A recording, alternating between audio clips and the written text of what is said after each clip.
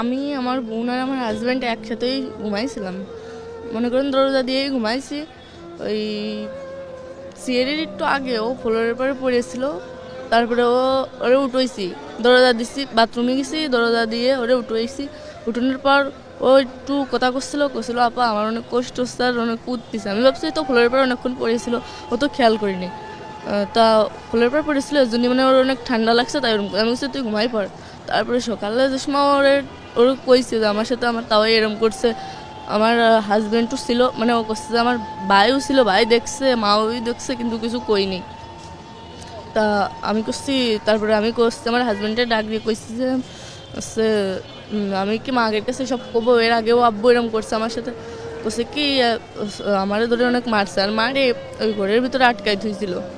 ঘরের ভিতরে আটকাই ধোয়ার পর মনে করেন দিনই বেলা সকালে হয়ে গেছে, তখন তো অনেক লোকজন আসে, একজন একজনের বাড়ি আসে। তারপরে সকালে সাথে সাথে ঘর খুলে দিচ্ছে, আর আমারে কইছে যাতে কিছু না কই। মনে করেন ওরে তো একবার মনে হয় কেউ টের পাইছে, জন্য ছাড়িয়ে দিচ্ছে। কইছে যে তুই যদি কিছু কোস তাহলে তোর বোনটা টের পাবেন না। মানে বাড়ির সবাই মিলে একসাথে কইছে, তাহলে সবাই মিলে যদি একসাথে এরকম করে আমি কোনে যাবো, বাড়িতে একা কারোর কাছে ফোন উঠতেছে না। তারপর বাড়ির আশেপাশের লোক আসে দেখে কি আসি এরম করতেছে, জ্ঞান হারাই ফেলছে আর কেরম মুখ দেখে যা উঠতেছে। তারপর আমি সেই সময় ফোন নিয়ে আম্মুরে ফোন দিছি। সবাই কইছে আমার শাশুড়ি, তারপরে সবাই কর পরে নিয়ে গেছে হসপিটালে। নেওয়ার পরে আম্মুরা যেই গেছে, আমার আম্মুরা সেই সময় আমার শাশুড়ি দেহেই পলাইছে। আর বাড়িতে আমার শ্বশুর ছিল, আমার দেবর ছিল, আমার হাজব্যান্ড ছিল, ওনারা তিনজনই পুলিশ গেছে আর পলাইছে। মানে বেশি যে সময় লোক হয়ে গেছে সেই সময় পলাইছে। আর আমার সাথেও এরকম এর আগে একবার হয়েছে। তা আমি বাড়িতে জানাইছি, আম্মুরা মনে করেন বিশ্বাস করেছে আমার আম্মুরা, কিন্তু মান সম্মানের বইতে আমার আবার বুঝোই পড়ায় দিয়ে পাঠাইছে। আর ফোনে কইছি, অনেকেও বিশ্বাস করিনি।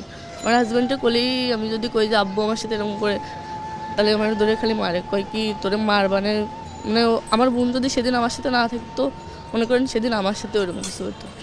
এর আগে কিরকম করছে আপনার সাথে একটু? মনে করেন আমি বাথরুমে আইছি, আব্বু আমার মানে আমার শ্বশুর আমার পিছন থেকে জড়াই ধরছে। মানে ও কিছু করতে চাইছিল, কিন্তু মানে মনে করেন সেই সময় বেশি রাত না, রাস্তাতে লোক যাচ্ছিল, এর জন্য কিছু করিনি।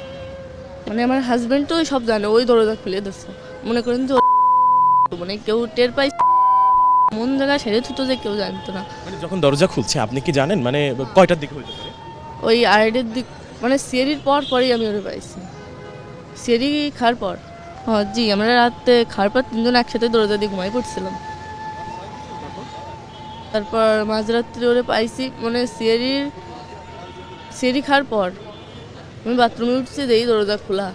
তারপরে ও করছিল যে আপা আমার অনেক কষ্ট হচ্ছে। আমি ভাবছি ফ্লোরের পর পড়ে রয়েছে, এর জন্য ওর ওরম লাগতেছে। বলছি তুই ঘুমাই পড়। সকালেও করছে আমার সাথে, তাও এরম করছে।